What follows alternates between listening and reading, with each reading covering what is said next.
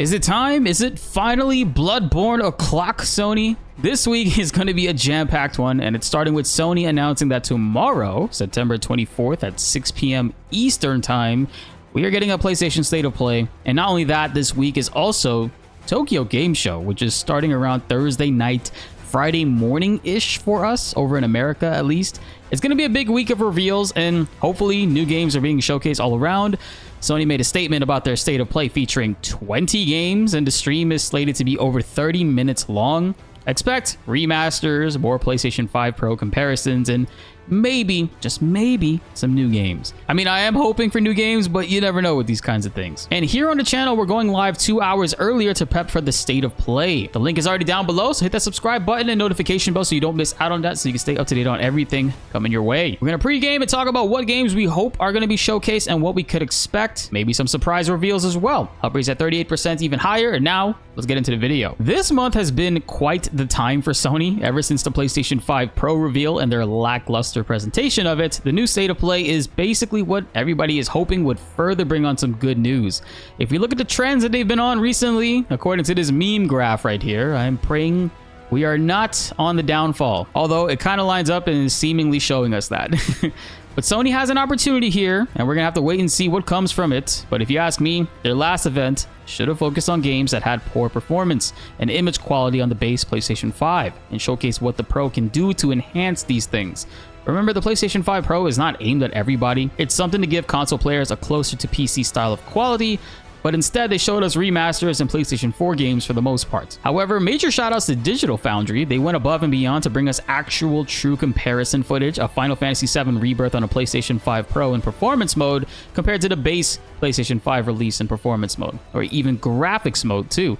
And the Pro is everything that the game should have looked like on launch, in my opinion. Square Enix poor optimization aside, this game does look amazing, but it's not what everybody should be getting. The Pro consoles generally make up less than 10% of total sales from the PlayStation 4 sales, so I would imagine the PS5 Pro will be alongside those numbers. My point is though, Final Fantasy VII Rebirth suffered from poor optimization in its performance mode, and the image quality as well suffered because of the resolution sacrifice. All of this so that the game could run a solid 60 frames per second while in performance. So if you ask me, this game should have been front and center during the original PS5 Pro reveal and showcase to really show what the Pro is for, what its capabilities are, and maybe sell a few more people on it. Who knows, maybe this will be the case for tomorrow with it being a bigger and longer showcase. Apparently there are plans as well to show us Horizon Zero Dawn remastered and Days Gone remastered as well, according to some rumors. 2 games from 2016 being remastered from the PlayStation 4. Both of these titles are already on PC, so I see no reason for this, but you know, Sony loves nothing more than to highlight PlayStation 4 games running better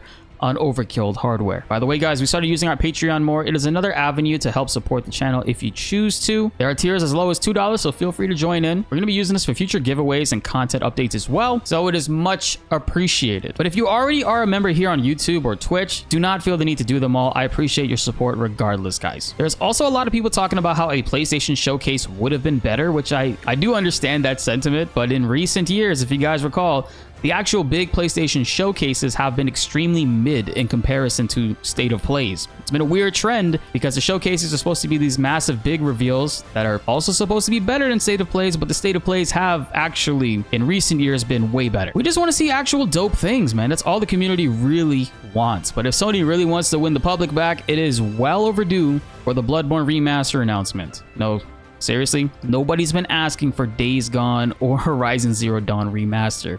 Nobody at all. Show of hands in the comments right now if this is something that you guys have not been asking for as well. I'm telling you, Sony, the surefire money printer and console seller would be Bloodborne Remaster, and then you go ahead and announce simultaneously that Bloodborne 2 is in the works, currently in the making.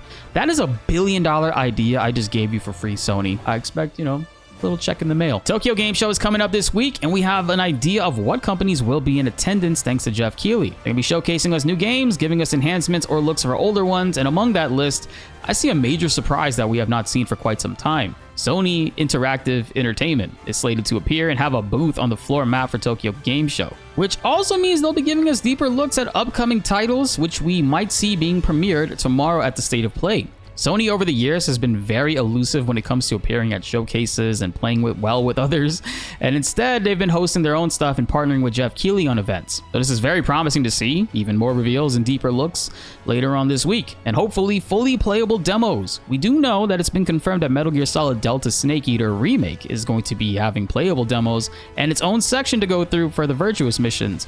We can also see Capcom, Square Enix, and Konami as well on this list, but my biggest want from any of these is to see more of an upcoming Resident Evil and Metal Gear Solid, man. We're finally going to see full gameplay of Delta without any gameplay segments being broken up or just seeing 5-second snippets of it. Everybody will be able to play this on the show floor, so that's exciting. Looking forward to seeing more details on that coming soon. Look, Sony spent about $400 million on Concord and lost more in that process. So if they really do care about recouping some of that money up, Bloodborne, baby, it's the only way. I hate to break it to you. Oh man, you got to do something to make people happy. There's also been a lot of people talking about a Final Fantasy IX remake and stating that it's already been completed, but who knows? Anything can happen. It's been almost 3 years since that was first initially leaked, and everything from that leak has come out except for this and Final Fantasy Tactics Remaster.